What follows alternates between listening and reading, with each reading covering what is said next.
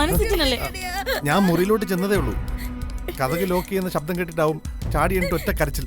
വന്നേ, കൊച്ചിച്ച് ചോദിക്കട്ടെ, ഇന്ന് പകല് മുഴുവൻ നമ്മളല്ലായിരുന്നോ കൂട്ടുകാർ? മതി, സത്യമായിട്ട് ഞാൻ മിണ്ടരുത്. തൊട്ടോ നീ? ഇല്ല. ഇവളുടെ വിരൽ തുമ്പിലെങ്കിലും ഇല്ല. നീ ഇവിടെ എത്തിയല്ലടാ. വരേണ്ട അടുത്ത് വന്നല്ലേ പറ്റൂ. നിന്റെ ഉദ്ദേശം എന്താടാ? സിമ്പിൾ. തമ്പി മുതലാളിയുടെ മോളുടെ രഹസ്യ ഭർത്താവായി ശിഷ്ടകാലം ഇവിടെ അങ്ങ് കഴിയുക. പണ്ടും അച്ഛൻ എന്നെ ഒരുപാടെടുത്ത് തോൽപ്പിക്കാൻ ശ്രമിച്ചിട്ടുണ്ട്, തോൽപ്പിച്ചിട്ടുമുണ്ട്. അച്ഛനിപ്പോ പറഞ്ഞ പോലെ ചിരിച്ചുകൊണ്ട് കണ്ണിൽ നോക്കി കീറി മുറിച്ചിട്ടുണ്ട് എന്റെ മനസ്സ്. ഒരു പുത്തൻ കാറ്, അതും വലുത് വേണം, ടാക്സി ഓടാൻ പറ്റിയത്. അച്ഛനെ കൊണ്ട് വാങ്ങി നൽകാമെന്ന് ഞാൻ വാക്കുകൊടുത്തു പോയി. സത്യമാണോ നിങ്ങൾ ഈ പറയുന്നേ? അല്ലാതെ പിന്നെ ഇത്തരമൊരു കാര്യം, അതും സ്വന്തം മകളെ കുറിച്ച് കെട്ടിച്ചമച്ച് പറയാൻ എനിക്കെന്താടി ഭ്രാന്തുണ്ടോ? ഈശ്വര, എനിക്കങ്ങോട്ട് വിശ്വസിക്കാൻ വയ്യ. ഒരിക്കൽ ഒഴിഞ്ഞു പോയെന്ന് കരുതിയ മഹാബാധ വീണ്ടും വന്നു എന്ന് വെച്ചാ? അങ്ങനെ വെറുതെ വന്നല്ലോ. പട്ടുപരവതാനി വിരിച്ച് ആനയിച്ച് ആശ്ലേഷിച്ച് കൊണ്ടുവരികയല്ലേ നിന്റെ മോള്. എന്റെ വായിലിരിക്കുന്നൊന്നും കേക്കരുത്. എന്റെ മോളെന്ന് പറഞ്ഞാലേ ഞാൻ കെട്ടിക്കയറി വന്നപ്പോ തോൾസഞ്ചിയിലിട്ട് കൊണ്ടുവന്നൊന്നും അല്ലല്ലോ. എന്നെക്കാളും കൂടുതൽ അവളെ ഓമനിച്ചതും പുന്നാരിച്ചതും ഒക്കെ നിങ്ങളല്ലായിരുന്നോ? അതാ എനിക്ക് പറ്റിയ തെറ്റ്. അച്ഛന്റെ നെഞ്ചിൽ ചവിട്ടി നടക്കാൻ പഠിച്ചവള് അച്ഛന്റെ നെഞ്ചിലെ മുഖത്തും ഇപ്പൊ ആഞ്ഞു ചവിട്ടുന്നു. പക വീട്ടുകയാ അവള്. അങ്ങനെ പക വീട്ടാ മാത്രം അവളോട് നിങ്ങൾ എന്ത് മഹാപാപമാ ചെയ്തത്?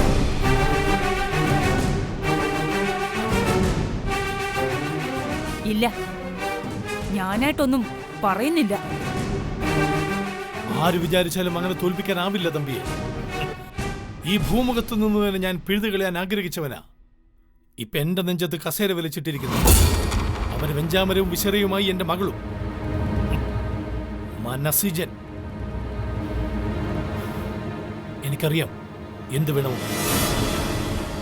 ഈ കനലി വീണ വൈക്കോൽക്കൂന പോലെയാ ഇപ്പൊ വയലോര വീട്. അവിടുത്തെ പാവങ്ങൾക്കൊന്നും അറിയില്ല. നമ്മുടെ മോളുടെ ചതിയിൽ പൊള്ളുന്നതും വെന്ത് വെണ്ണീറാവുന്നതും ആ പാവങ്ങളായിരിക്കും. അങ്ങനെ സംഭവിച്ചുകൂടാ. അവളുടെ എല്ലാ കാര്യത്തിലും ഞാൻ കൂട്ടു നിന്നിട്ടുണ്ട്. പക്ഷെ ഇത് പറ്റില്ല, ഇത് ഞാൻ സമ്മതിക്കില്ല. എനിക്കറിയണം ആ തെണ്ടിയുമായിട്ട് ഇവൾക്ക് എന്താ ഇടപാടെന്ന്. ഞാനിന്ന് കാണട്ടെ അവളെ.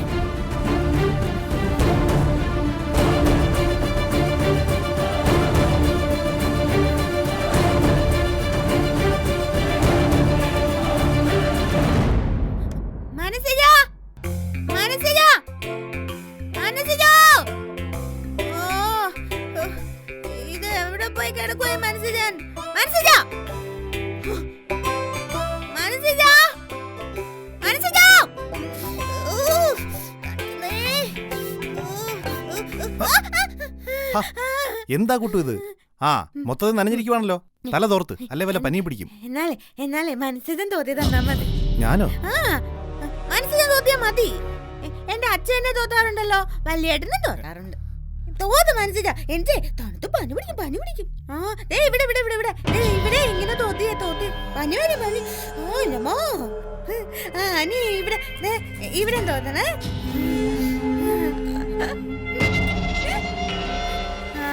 ഇവിടെ തോന്നേ, ഇവിടെ അമ്മത്തി തോത്ത്.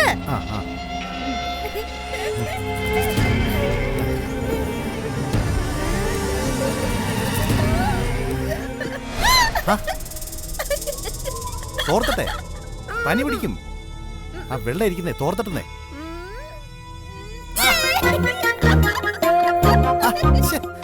എന്താ കുട്ടി കാണിക്കുന്നേ?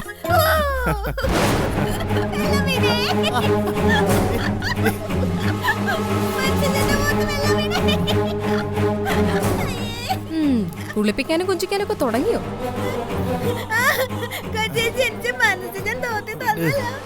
അല്ല, കുട്ടിമണിക്ക് പനി വരുമെന്ന് പറഞ്ഞപ്പോ ഇന്ന് തോർത്ത് പിടിച്ചോ? ഒരുപാടങ്ങ് കിഴക്കോട്ട് പോവല്ലേ, പിന്നെ കുളിപ്പിച്ച് കിടത്തുന്നത് ഞാനായിരിക്കും. മതി, അത് പിന്നെ നിനക്കറിയാലോ എനിക്ക് നിന്നോടുള്ള പൊസസീവ്നെസ്. അത് അറിഞ്ഞു വെച്ചോണ്ട് നീ എന്നെ ഭ്രാന്താക്കരുത്. കൊച്ചേച്ചി തോർത്തി തന്നാ മതിയോ? ആര് തോർത്തിയാലും തലയിൽ വെള്ളം ഇറങ്ങാതിരുന്നാ മതിയല്ലോ. മനസ്സിജം പോ.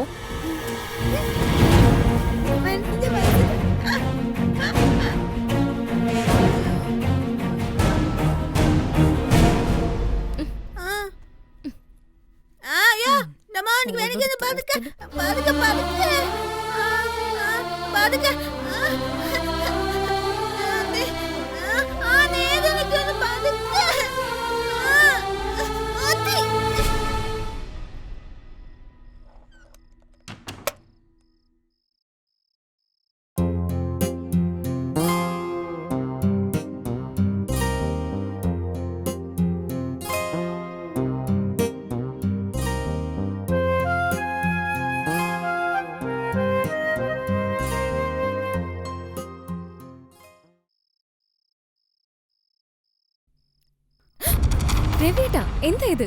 കൈവിട്. വിട്ടത് തന്നെ പൊന്നു മോളെ. 2 മാസമായി നീ എന്നെ ചങ്ങലക്കിട്ടേക്കുന്നു. ഇനി പറ്റത്തില്ല. രവിയേട്ടാ കൈവിടാൻ. ഇല്ലെന്ന് പറഞ്ഞില്ല. ഇനി എനിക്ക് വയ്യ. ഒന്നുമില്ലെങ്കിൽ ഒരു മനുഷ്യനാണെന്ന് പരിഗണന എനിക്ക് താടി. രവിയേട്ടാ പ്ലീസ്, എനിക്ക് ഇങ്ങനെ ഒന്നും. എങ്ങനെയൊന്നും? നീ എന്റെ ഭാര്യ. നിന്റെ പൊട്ടി വീഴുന്ന മുടിനാര് പോലും എനിക്ക് മാത്രം സ്വന്തമാണ്. ഇത്രയും ദിവസം നീ അച്ഛന്റെ മരണം പറഞ്ഞൊഴിഞ്ഞു മാറി. ഇപ്പൊ 41 കഴിഞ്ഞു. ഇനി നീ എന്ത് പറയും പൊന്നു മോളെ? ഇന്നാണ് നമ്മുടെ ഫസ്റ്റ്. രവിയേട്ടാ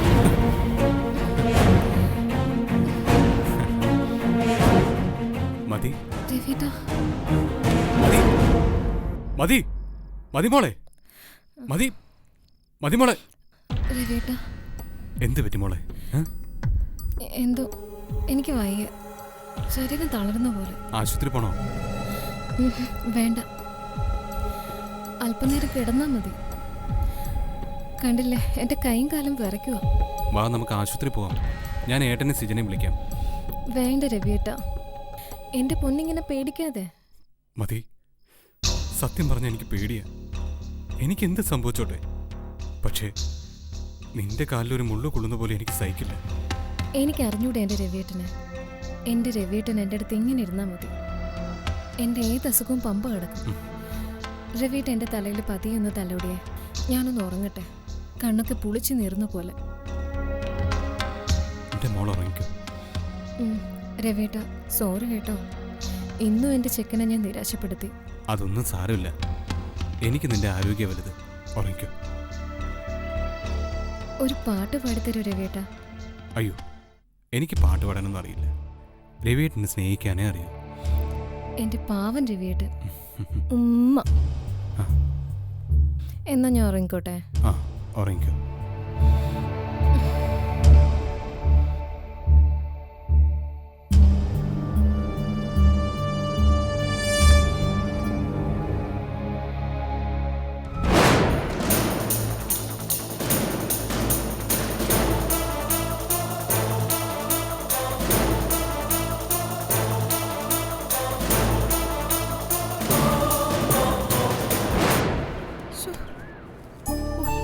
കാറ്റ് കളഞ്ഞു. ഓ, ഇതെന്നാ മുടിഞ്ഞ കാലാവസ്ഥയാ. മഴയെന്ന് പറഞ്ഞാൽ ഒരു ദിവസം മുഴുവൻ മഴ, വെയിലെന്ന് പറഞ്ഞാൽ തീക്കട്ട ഉരുകി വീഴുമ്പോഴത്തെ വെയില്. ഓ, ആകാശത്തിന്റെ മോന്തയ്ക്കിട്ടൊരെണ്ണം കൊടുക്കാൻ തോന്നും. വല്യണ്ണൻ എന്നാ വർത്തമാനമായി പറയുന്നേ? എങ്ങനെ പറയാതിരിക്കും?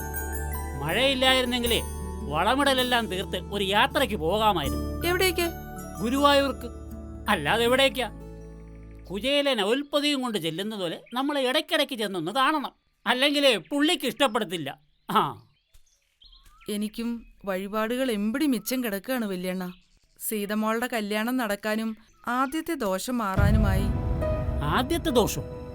നീ ഇതുവരെ അതൊന്നും മറന്നില്ലേ? എങ്ങനെ മറക്കും വല്യണ്ണ അതൊക്കെ? ഉറക്കത്തിൽ ഞെട്ടി ഉണരുമ്പോ പോലും ആ ദിവസം മനസ്സിലേക്ക് വരും. ഒരു കൊള്ളിയാൻ വന്ന് നെഞ്ചിനകത്ത് അടിക്കുന്നത് പോലെ, കത്തി ഉരുകി ചാമ്പലാകുന്നത് പോലെ തോന്നും. ഞാൻ ഇത്രയും അനുഭവിക്കുന്നു. അപ്പൊ എന്റെ സീതമോളുടെ കാര്യവും. എടീ, നിങ്ങൾ അമ്മയ്ക്കും മോക്കും നല്ല തല്ല് കിട്ടാത്തതിന്റെ കുഴപ്പം. എടീ, കഴിഞ്ഞതൊക്കെ കഴിഞ്ഞു. ദൈവം പുതിയൊരു വഴിയും തെളിച്ചു തന്നു. പക്ഷെ പഴയ കഷ്ടകാലവും കണ്ണീരും നിങ്ങൾ തലയിലെടുത്തേ മുമ്പോട്ട് പോകുമെന്ന് വാശി പിടിച്ച. മനഃപൂർവ്വമാണോ വല്യണ്ണ? എങ്ങനെ മറക്കും? എത്ര നാൾ ഒളിപ്പിക്കും അതൊക്കെ? എല്ലാ സത്യവും ബാലനും വയലോരം വീട്ടുകാരും അറിയുന്ന ദിവസമാ ഇപ്പോഴത്തെ പേടി സ്വപ്നം. സീതയും കൊണ്ട് ബാലൻ ഇവിടേക്ക് വരുന്നതാ ഇപ്പൊ നെഞ്ചിനുള്ളിലെ കുടുക്കം. അവനെന്റെ മുഖത്തേക്ക് വിരൽ ചൂണ്ടി നിങ്ങളൊരമ്മയാണോ എന്ന് ചോദിക്കുന്നത് പലതവണ ഒരു ദുസ്വപ്നമായി എന്റെ ഉറക്കം കളഞ്ഞു. സത്യമാ വല്യണ്ണ. ദൈവത്തിന്റെ മുമ്പില് എന്ത് പ്രാർത്ഥിക്കണമെന്ന് പോലും എനിക്കിപ്പോ അറിയില്ല. ദൈവങ്ങളുടെ മുഖത്ത് നോക്കാൻ തന്നെ ഭയം. എങ്കിലും പറഞ്ഞ നേർച്ചയും വഴിപാടുകളും ഒക്കെ നടത്തിയ എന്റെ കൊച്ചിനെ ഒരു ചെറുവിരലുകൊണ്ടെങ്കിലും ദൈവം ചേർത്ത് പിടിക്കുമെന്നൊരു പ്രതീക്ഷ. ഞാൻ വേണമെങ്കിൽ എന്റെ ജീവൻ കൊടുക്കാമായിരുന്നു. നീ വിഷമിക്കൊന്നും വേണ്ട. എനിക്ക് ദണ്ണമില്ലാഞ്ഞിട്ടാണോടി? 4 വർഷം മുമ്പത്തെ ആ ദിവസമാണ് ഈ പൂക്കോടി രാഘവൻ ജീവിതത്തിൽ ആദ്യമായി കരഞ്ഞത്. കണ്ണിൽ നിന്ന് വന്നത് നെഞ്ചു പൊട്ടിയ ചോരയായിരുന്നടി. നമ്മളിനി എന്തു ചെയ്യും വല്യണ്ണ? നമ്മളൊന്നും ചെയ്യണ്ട. നമ്മൾ ഒരു തെറ്റും ചെയ്തിട്ടുമില്ല. ദൈവത്തിന് നമ്മളെ അറിയാം. ആ നശിച്ച ദിവസത്തിന്റെ പേരിൽ ഒരു തെറ്റും ചെയ്യാത്ത ആ പെങ്കൊച്ചനെ ദൈവം ശിക്ഷിക്കത്തില്ല. എനിക്കുറപ്പാ. അത് പിന്നെ അടുത്ത ചൊവ്വാഴ്ച ആ ദിവസം നമ്മൾ എന്തെങ്കിലും ചെയ്യണോ? നമ്മൾ തലയും കുത്തി നിൽക്കണം. ഞാൻ ഇത്രയും പറഞ്ഞിട്ട് നിന്റെ തലയിലോട്ട് ഒന്നും കയറുന്നില്ലല്ലേ? അതോ ജീവിതം നശിപ്പിച്ചേ അടങ്ങുമെന്ന് വാശിയാണ് അമ്മയ്ക്ക് മോക്കും? എന്തായാലും അന്നും ഇന്നും ഒക്കെ എല്ലാത്തിനും മുമ്പ് നിൽക്കുന്നത് ഞാനല്ലേ? ഞാൻ പറയാം എന്ത് വേണമെന്ന്.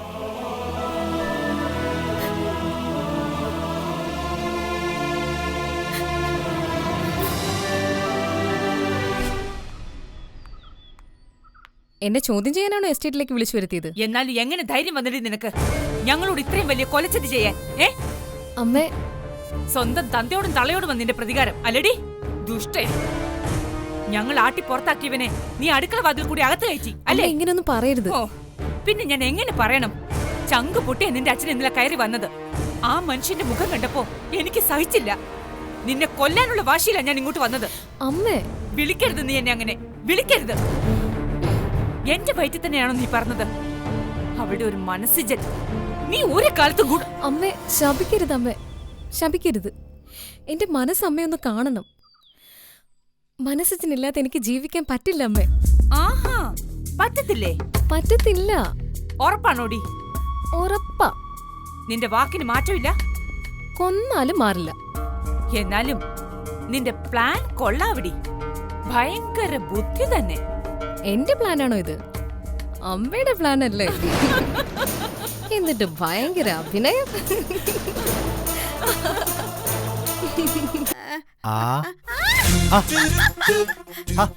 അവിടെ നിൽക്കാൻ കഴിക്കുന്നേ. അങ്ങോട്ടൊന്നും പോലെ.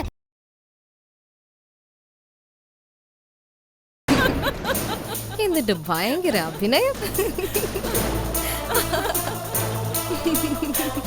എന്റെ അമ്മ കള്ളി. അതിലും വലിയ കള്ളിയല്ലേടി നീ. നിന്റെ അച്ഛൻ ഇന്നലെ പൗഡറും പൂശി വയലൂരും വീട്ടിലേക്ക് തൂത്തുകുലുക്കി പോയപ്പോഴേ എനിക്കറിയായിരുന്നു തിരിച്ചു വരുന്നതേ ജലജേന്ന് വിളിച്ച് വിയർത്ത് കുളിച്ചായിരിക്കുമെന്ന്. അങ്ങനെ തന്നെ സംഭവിച്ചു. എന്റെ അമ്മേ, മനസ്സിന്റെ മുമ്പിൽ കണ്ടപ്പോഴത്തെ അച്ഛന്റെ ഭാവം ഒന്ന് കാണേണ്ടതായിരുന്നു. തലയ്ക്ക് തൊട്ടുമീതെ പത്തി വിരിച്ച മൂർഖൻ പാമ്പിനെ കണ്ട അതേ ഞെട്ടൽ. ഞെട്ടാതെ പിന്നെ ആവാഹി ചാണി അടിച്ച് കടലിലൊഴുക്കിയ ആള് പിറ്റേന്ന് ജീവൻ വെച്ച് മുന്നിൽ വന്ന് നിന്ന ആരടി ഞെട്ടാത്തത്? മാണിക്യമംഗലത്തെ മഹാദേവൻ തമ്പിക്ക് പെണ്ണുങ്ങളുടെ ബുദ്ധി അറിയാനുള്ള കഴിവില്ല. അല്ല, അതയാൾക്ക് പണ്ടേയില്ല. അമ്മയാണ് ഇതിനൊക്കെ പിന്നിലെന്ന് എന്തെങ്കിലും അച്ഛൻ അറിഞ്ഞ? അറിയില്ല. അറിഞ്ഞ തന്നെ എനിക്കൊരു കുന്തവും ഇല്ല. എനിക്ക് നിന്റെ സന്തോഷമോ വലുത്. അതിനുവേണ്ടി ഞാൻ എന്തും ചെയ്യും, എന്ത് ചതിയും ചെയ്യും. എന്റെ പൊന്നുമോള് ധൈര്യമായിട്ടിരിക്കെ. അമ്മയുണ്ട് നിന്റെ കൂടെ. താങ്ക് യു അമ്മ.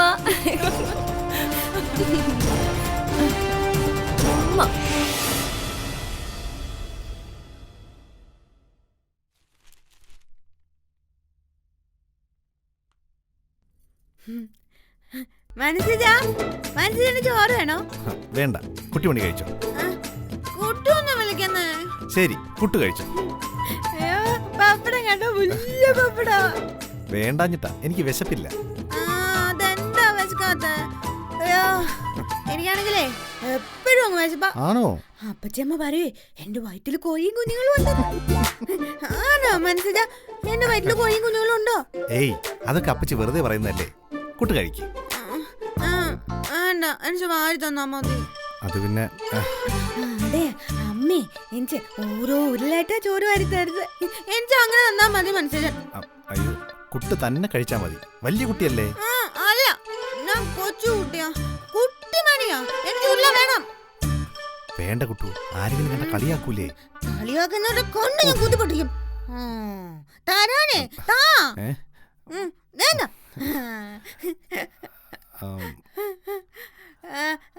ആ അവിടെ നിൽക്കാൻ. ആ കഴിക്കുന്നേ. ആ എനിക്ക് ഈ കറി മതി. അതെനിക്ക് ഇഷ്ടാ. പാത്രം ഉരുളയാക്കി വെച്ചേക്കുക. കഴിക്കേ. അതിന് ഭയങ്കര എരി. എനിക്ക് ഇത് മതി. ഇതോ? ആ കഴിക്കുന്നേ, ഉരുളയാക്കി വെച്ചേക്കുക. ഇതാ കഴിക്കും. എനിക്ക് പപ്പടം മതി. പപ്പടം എനിക്ക് പപ്പടം ഇഷ്ടാ. തരാം. ഇതാ പപ്പടം. കഴിക്കുന്നേ. പപ്പടം വേണ്ട. കൊച്ചേച്ചി. ഓ, ഇത്രടം വരെ ആയല്ലേ കഥ. എന്റെ കണ്ണ് തെറ്റാൻ കാത്തിരിക്കുവായിരുന്നല്ലേ പെണ്ണിനടുത്ത് തോളിൽ വെക്കാൻ. മതി, ഞാൻ മിണ്ടരുത്.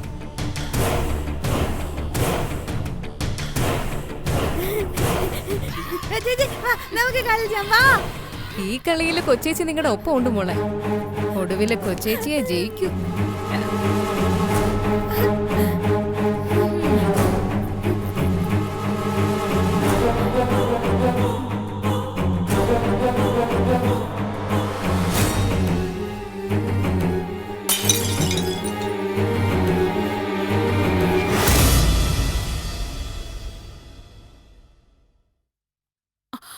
അയ്യോ, എന്തു പറ്റി മോളെ? എന്തു പറ്റി കലേ? ഏയ് ഒന്നുമില്ല സീതേച്ചി, എന്റെ കൈയൊന്നും അഴുതി.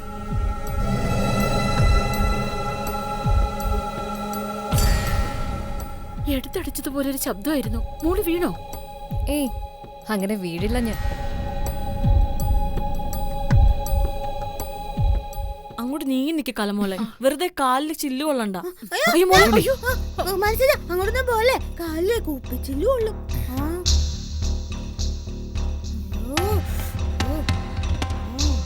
കലമോള് പൊയ്ക്കോ, ഇത് ഞാൻ മാറ്റിക്കോളാം. ശരി സീതേച്ചി. മോള് പൊയ്ക്കോ, സൂക്ഷിച്ചു പോ.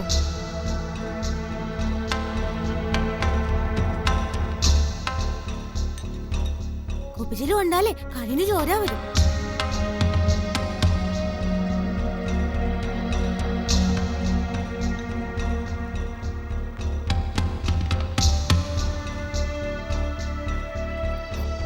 ഞാൻ വരച്ച വരയ്ക്കപ്പുറം നീ പോയാ അതുപോലെ ചിതറുമല്ല, ഓർത്തോ.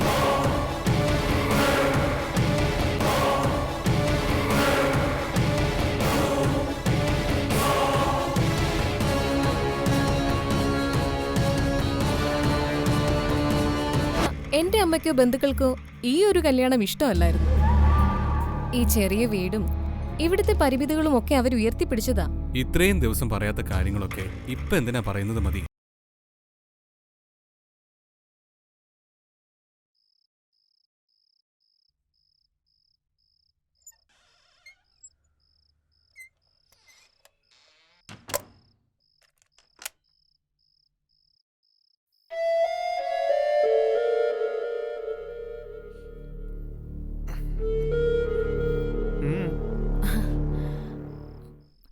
അരി അരച്ചതെടുത്ത് വെക്കണായിരുന്നു, അതാ പോയത്. ബാലേട്ടന് ഉറങ്ങുന്നില്ലേ? കണ്ണും വെച്ച് കിടക്കുമായിരുന്നല്ലേ? തനിക്ക് എന്നോടെന്തോ പറയാനുണ്ടല്ലോ. അതെന്താ ബാലേട്ട അങ്ങനെ ചോദിച്ചേ? അല്ല, തന്റെ ഈ ആമുഖം പറച്ചിൽ കേട്ടപ്പോ എനിക്ക് തോന്നി. പറയാനുണ്ടോന്ന് ചോദിച്ചാ ഒരു ചെറിയ കാര്യം. അടുത്ത ആഴ്ച എനിക്കൊരു അമ്പലത്തിൽ പോണം. എവിടെയത്? കുറച്ച് ദൂരെയാ. കാട്ടിൽ ഭഗവതി ക്ഷേത്രം എന്ന് പറയും. പണ്ട് ഞാൻ സ്ഥിരം പോയിക്കൊണ്ടിരുന്ന അമ്പലമാ. ഭയങ്കര ശക്തിയുള്ള ദേവിയാ. എന്ത് പ്രാർത്ഥിച്ചാലും നടക്കും. എങ്കിൽ പിന്നെ എനിക്കൊരു ലോട്ടറി അടിക്കാൻ വേണ്ടി പ്രാർത്ഥിക്ക്. നമ്മുടെ എല്ലാ പ്രശ്നങ്ങളും തീരുമല്ലോ. അല്ല, ഞാൻ വരണ്ടേ? ഞാൻ പോയിക്കൊള്ളാം ബാലേട്ടാ. അതെന്താ ഞാൻ വരണ്ടാത്തത്? ഏയ് ഒന്നുമില്ല, ഒരു ദിവസം വെറുതെ കട അടച്ചിട്ടുണ്ടല്ലോ എന്ന് ഓർത്താ. ഓ അങ്ങനെ.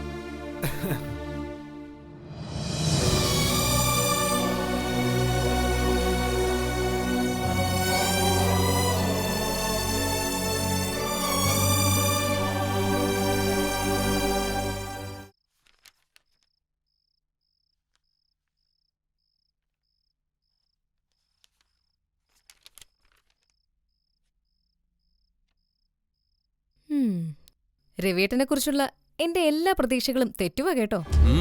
എന്തുപറ്റി? രവിയേട്ടൻ അറിയാലോ, നമ്മുടെ ബന്ധത്തിന് മുൻകൈ എടുത്തത് ഞാനാ. സത്യം പറഞ്ഞ എന്റെ അമ്മയ്ക്കോ ബന്ധുക്കൾക്കോ ഈ ഒരു കല്യാണം ഇഷ്ടമല്ലായിരുന്നു. ഈ ചെറിയ വീടും ഇവിടുത്തെ പരിമിതികളും ഒക്കെ അവർ ഉയർത്തിപ്പിടിച്ചതാ. ഇത്രയും ദിവസം പറയാത്ത കാര്യങ്ങളൊക്കെ ഇപ്പൊ എന്തിനാ പറയുന്നത് മതി. ഇതിനെല്ലാം ഞാൻ നേരിട്ടതേ രവിയേട്ടനെ മുന്നിൽ നിർത്തിക്കൊണ്ടായിരുന്നു. പക്ഷെ രവിയേട്ടൻ എന്റെ പ്രതീക്ഷയ്ക്കൊത്ത് ഉയരുന്നില്ല. എന്റെ ഭാഗത്തുനിന്ന് എന്ത് തെറ്റ് സംഭവിച്ചെന്നാ പറയുന്നേ? ഗുണമില്ല ദോഷവും ഇല്ല, അത് തന്നെ. എന്റെ പൊന്നു മതി, നീ മനുഷ്യന് മനസ്സിലാകുന്ന ഭാഷയിൽ സംസാരിക്ക്. ചില കാര്യങ്ങളൊക്കെ മറ്റുള്ളവർ പറയാതെ തന്നെ മനസ്സിലാക്കണം. എന്റെ അച്ഛന്റെ ഒരേ ഒരു മരുമകനാ രവിയേട്ടൻ. എന്റെ അച്ഛന്റെ കമ്പനികളും കാര്യങ്ങളും ഒക്കെ രവിയേട്ടന്റേതുവാ. അതിലെന്തെങ്കിലും കാര്യത്തിൽ രവിയേട്ടൻ ഇന്നുവരെ ഇടപെട്ടിട്ടുണ്ടോ? നിന്റെ അച്ഛൻ ഇതുവരെ എന്നോടൊന്നും പറഞ്ഞിട്ടില്ലല്ലോ.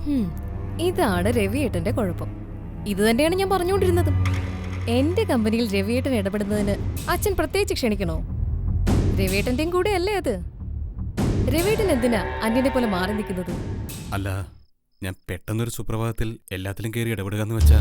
പെട്ടെന്നൊരു സുപ്രഭാതത്തിലല്ലേ രവിയേട്ടൻ എന്റെ ഭർത്താവായത്. അപ്പൊ എനിക്കുള്ളതിലൊക്കെ ഇടപെടാനുള്ള സ്വാതന്ത്ര്യം നിങ്ങൾക്കുണ്ട്. അച്ഛന്റെ ഒരു നേച്ചർ എനിക്കറിയാം. ഒന്നും പറയില്ല, പറയാതെ ആളുകളെ അളക്കും. ദേ ഇപ്പൊ തന്നെ രവിയേട്ടൻ എഫിഷ്യന്റ് ആണോന്ന് അച്ഛൻ സ്റ്റഡി ചെയ്തോണ്ടിരിക്കുക. അച്ഛൻ പറയാതെ തന്നെ രവിയേട്ടൻ കമ്പനി കാര്യങ്ങളിലൊക്കെ മുന്നിട്ടിറങ്ങണം. അച്ഛന് വലിയ സന്തോഷമാവും. പറ്റിയ അടുത്ത ദിവസം തന്നെ ഒന്ന് എറണാകുളത്ത് പോണം. ഓഫീസിലെ സ്റ്റാഫുകളെങ്കിലും ഒന്ന് പരിചയപ്പെടണ്ടേ? പോവാ അല്ലേ? പോകണം. ചില കാര്യങ്ങളൊക്കെ നമ്മൾ കണ്ടറിഞ്ഞ് ചെയ്യണം. രവിയേട്ടനെ പറ്റി അച്ഛൻ നല്ലത് പറയുന്നത് കേൾക്കുന്നത് എനിക്കൊരു സന്തോഷമല്ലേ? പോയേക്കാമേ, നാളെ തന്നെ പോയേക്കാം. മിടുക്കൻ.